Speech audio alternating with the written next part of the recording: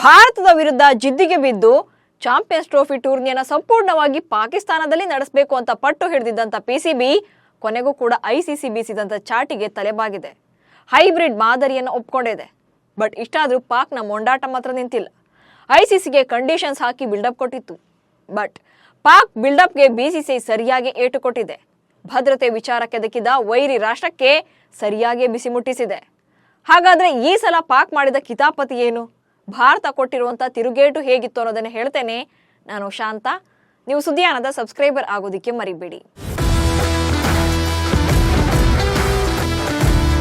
2025ರ ICC champions trophy tourney ಆತಿಥ್ಯವನ್ನ ಪಾಕಿಸ್ತಾನಕ್ಕೆ ಕೊಟ್ಟಾಗಿಂದ ಒಂದಿಲ್ಲೊಂದು ಕಿರಿಗಳು ಇದ್ದದ್ದೇ.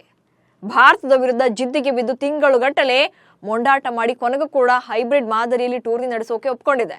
But hybrid ಮಾದರಿ ಒಪ್ಕೊಂಡಿದ್ದೇ ಪಾಕ್ಗೆ ದೊಡ್ಡ ಮುಖಭಂಗ ಆದಂತಾಗಿತ್ತು.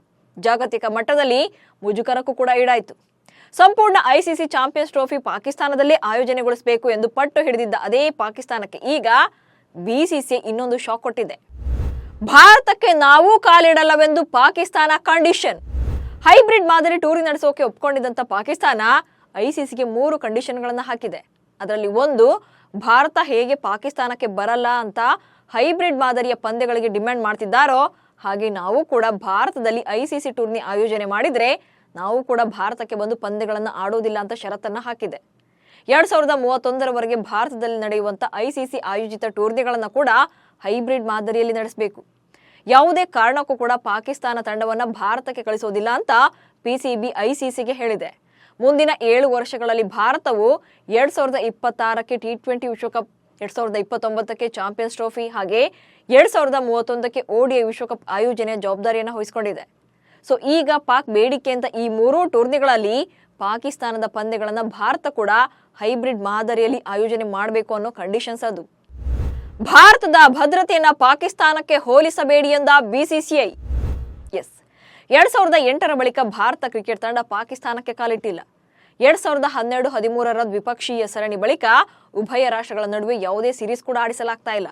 ಇದಕ್ಕೆ ಮುಖ್ಯ ಕಾರಣ ಪಾಕಿಸ್ತಾನದ ನಸ್ಗುನ್ನಿ ಬುದ್ಧಿ. ಸುಖ ಸುಮ್ಮನೆ ಭಾರತದ ಮೇಲೆ ಕಾಲು ಕೆರ್ಕೊಂಡು ಬರುವಂತ ಪಾಕಿಗಳು ಒಂದಿಲ್ಲೊಂದು ಕಿತಾಪತಿ ಮಾಡ್ತಾನೆ ಇದ್ದಾರೆ.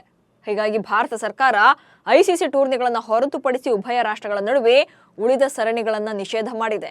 ಭದ್ರತೆ ವೈಫಲ್ಯ ಇದಕ್ಕೆ ದೊಡ್ಡ ಕಾರಣ. ಬಟ್ ಈಗ ಪಾಕಿಸ್ತಾನ ಕೂಡ ಭಾರತಕ್ಕೆ ನಾವು ಬರೋದಿಲ್ಲ ಅಂತ ಪಟ್ಟನ್ನ ಹಾಕಿದೆ.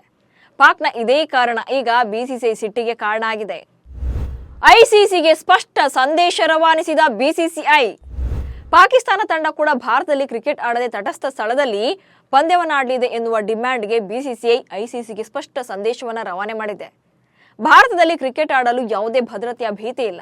ಹೀಗಾಗಿ ಪಾಕಿಸ್ತಾನದ ಇಂತಹ ಬೇಡಿಕೆಯನ್ನು ಒಪ್ಪಿಕೊಳ್ಳೋಕೆ ಸಾಧ್ಯವೇ ಇಲ್ಲ ಅಂತ ಬಿಸಿಸಿಐ ಸ್ಪಷ್ಟವಾಗಿ ಐಸಿಸಿ ಗಮನಕ್ಕೆ ತಂದಿದೆ.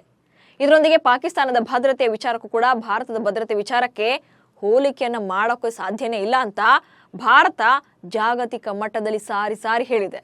ಭಾರತವು ಮುಂದಿನ 1 ದಶಕದಲ್ಲಿ ಹಲವು ಐಸಿಸಿ ಟೂರ್ನಿಗಳ ಆತಿಥ್ಯದ ಹಕ್ಕನ್ನು ವಹಿಸಿಕೊಂಡಿದೆ.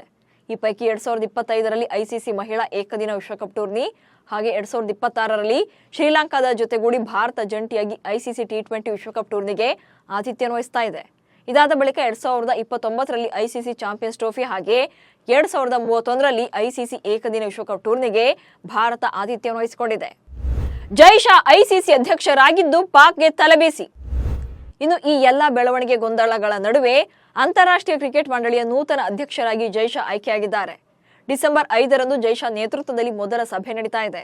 ಸಭೆಯಲ್ಲಿ ಪಾಕಿಸ್ತಾನ ಕ್ರಿಕೆಟ್ ಮಂಡಳಿ ತನ್ನ ಹೊಸ ಬೇಡಿಕೆಗಳನ್ನು ಮುಂದಿಡೋ ಸಾಧ್ಯತೆ ಇದೆ.